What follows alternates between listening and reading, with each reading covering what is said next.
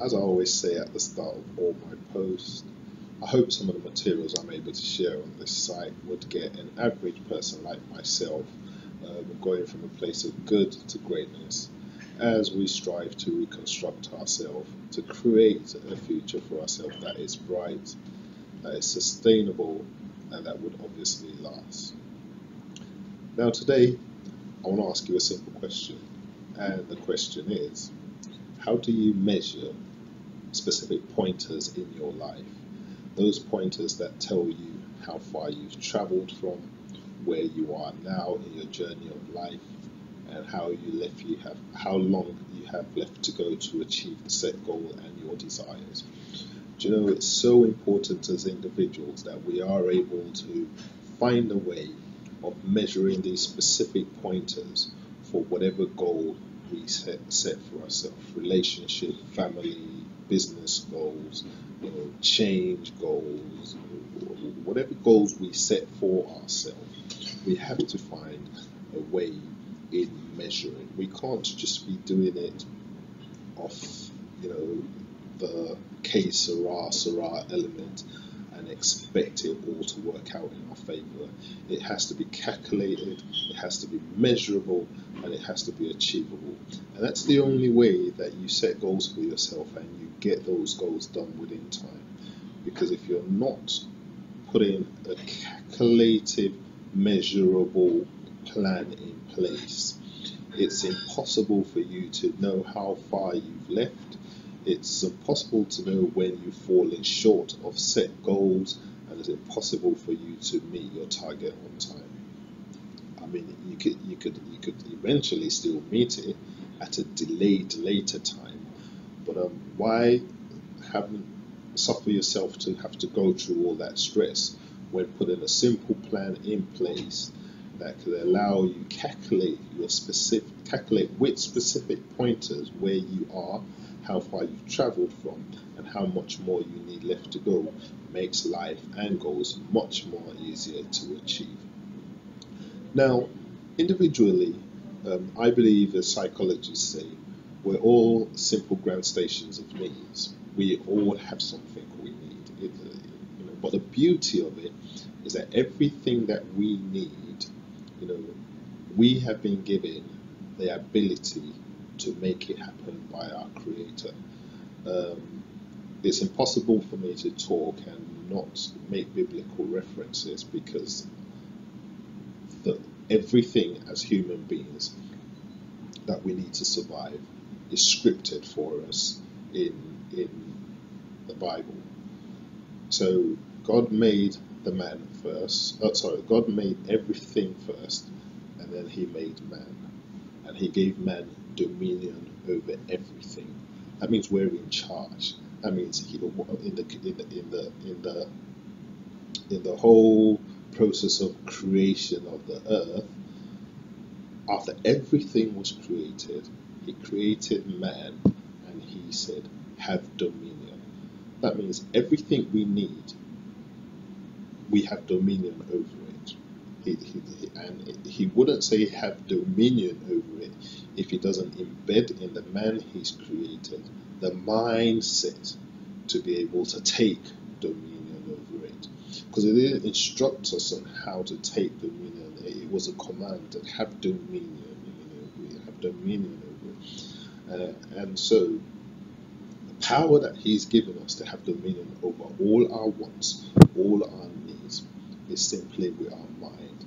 See, the eyes is the light to the rest of the body.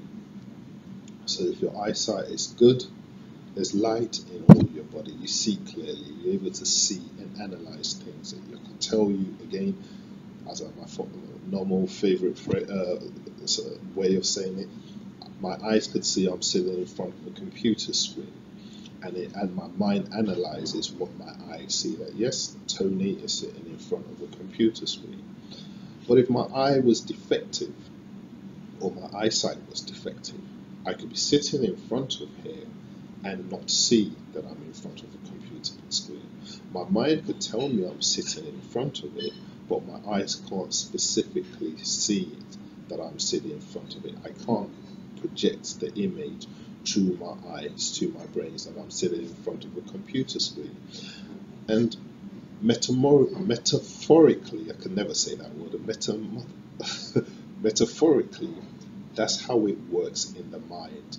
The mind has its own eyes. You have to be able to see with the eyes of the mind. It's so important. I call it the eyes of the mind, not your normal eyes, which is right in front of your face. The eyes of the mind, which is the way you analyze your thought process of how you want your life to be, how you analyze what you value, how you analyze what the lifestyle you want is, how you analyze what success or things you want for yourself is all done with your mind. So when you could see and analyze things with your mind, then it's easy to make visual pointers, creating for yourself a constant state of awareness of where you are now, the things you would allow yourself to do, the things you would not allow yourself to do, sacrifices you have to make, not because you want to make it, but because you know you're making it for a greater purpose in future. You know, when you're able to look at things and in this fashion, in this manner, when you're able to let your mind, the eyes of your mind, oversee the sight from your natural eyes, because your eyes could see a beautiful girl. I think she's stunning. Your natural eyes could see curves in all the right places. But your mind could tell you that you're a married man. So, you know, your mind overrules that what your eyes are seeing, you as a married man cannot go there because of the commitment you've made. And that's simply how it is. Your mind could say, okay, I've made £1,000 this week, wages from a contract or from work or salary, and I'm saving up to buy a car for £5,000, but yet you want a temporary shoe also for £600, which is materialistic and of no importance to what goal you're setting for yourself to buy the car. Your mind naturally should be able to, you should be able to program your mind to naturally overrule the wants of your natural eyes, I should say.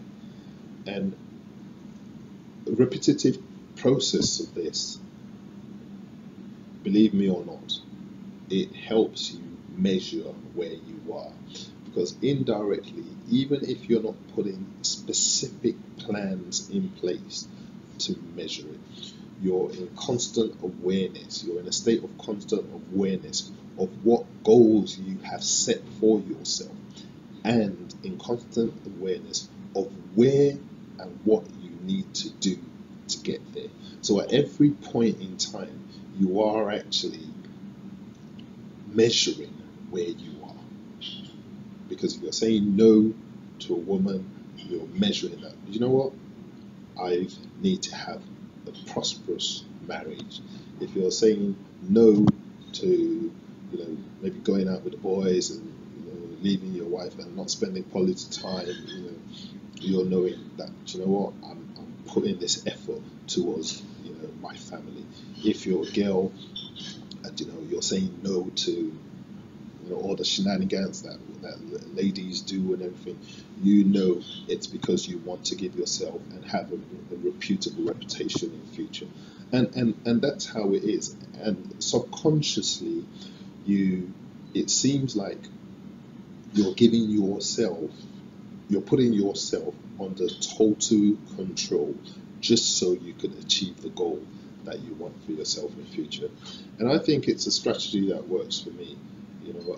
I might not physically, as I said to you, measure it by specific pointers, but I put myself in a state of constant awareness of where I am. I constantly ask myself, what moment is this? What purpose is it serving now? And what effect or consequences would it have on my future? They say consequence is the best teacher. Experience could teach you, but consequences is the best teacher, because the experience you learn from, consequences you suffer. A lot of us don't like to suffer these consequences. Some of them could be good consequences, some of them could be bad consequences. Whichever one you want is totally up to you. But I say to you, let the power of your mind overrule the natural power of your eyes, and then make that power of your mind that you use to regularly overrule, right, the natural wants and needs of your eyes, to be pointers that measure and calculate where you are, where you've come from, and how far you need to go in the future. And I hope it works for you as you put it into practice. That's all from me from now. Until I speak to you again, have a lovely day. Thank you.